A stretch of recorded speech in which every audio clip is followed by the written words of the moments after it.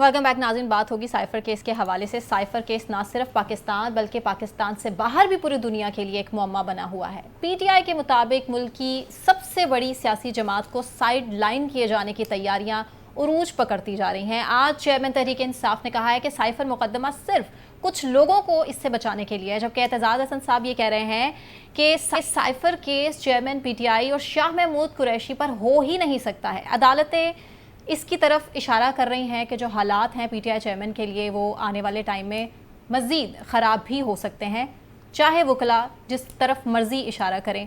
आपको क्या लगता है आज़म साहब? देखिए, सबसे पहले तो मैं साइफ़र पे हमें तो आज तक समझ ही नहीं आ सकी कि साइफ़र की हकीकत क्या है। जब इमरान खान साहब ने एक पेज लहराया अपना उसके अंदर सियासी जलसे के अंदर, तो उसके बाद नेशनल सिक्योरिटी काउंसिल की एक मीटिंग हुई जिसके अंदर तस्लीम किया गया कि वाकई एक साइफ़र आया था और उस साइफ़र के अंदर इस तरह को मुदाखलत की गुफ्तगू की गई थी।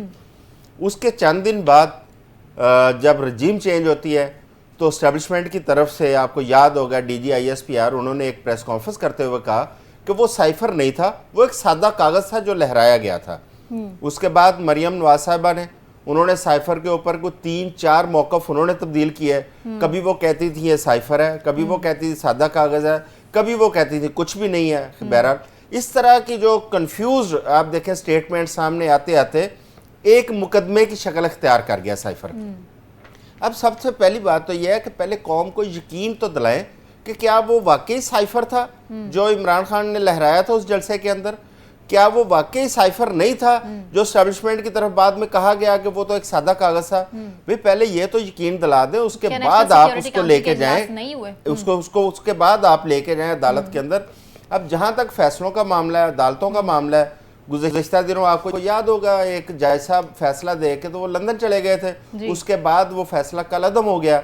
अब ये साइफ़र के ऊपर भी अगर जल्दबाजी में कोई ऐसा फैसला किया जाएगा तो आने वाले टाइम में वो भी कलअदम हो जाएगा। जो ज़ाहिर एक चीज़ें नज़र आ रही हैं सियासी तौर पर इस वक्त मियाँ नवाज शरीफ के जो बड़े मुतालबात हैं उनमें एक बड़ा मुतालबा ये है कि किसी भी तरीके से इमरान खान को सीन से हटा दिया जाए, उसको नाअहल कर दिया जाए। ये बज़ाहिर जो एक नज़र आ रहा है, एक परसेप्शन भी बिल्ड हो रही है। दूसरा जो बड़ा मुतालबा नज़र आ रहा है कि बैलेट पेपर के ऊपर से PTI का जो इंतखाबी निशान है उसको गायब कर दिया जाए। अब हम इन चीज़ों पर गौर करते हैं तो फिर तो यही नज़र आ रहा है कि उसी प्लान के मुताबिक चीज़ें चल रही हैं।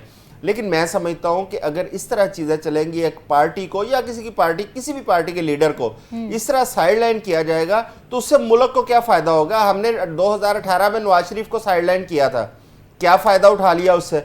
हमने माजी के अंदर भी ऐसी बहुत सारे किए हैं तजर्बात, हमने क्या फ़ायदा उठा लिया। हुआ ये है कि ऐसा ऐसा मुल्क जो है वो कोलैप्स कर गया।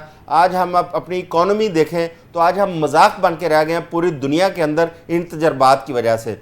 मेरा ख्याल है कि तमाम सियासी पार्टियों को, तमाम लीडरशिप को, अगर लेवल प्लेइंग फील्ड की बात करते हैं तो लेवल प्लेइंग फील्ड होनी चाहिए।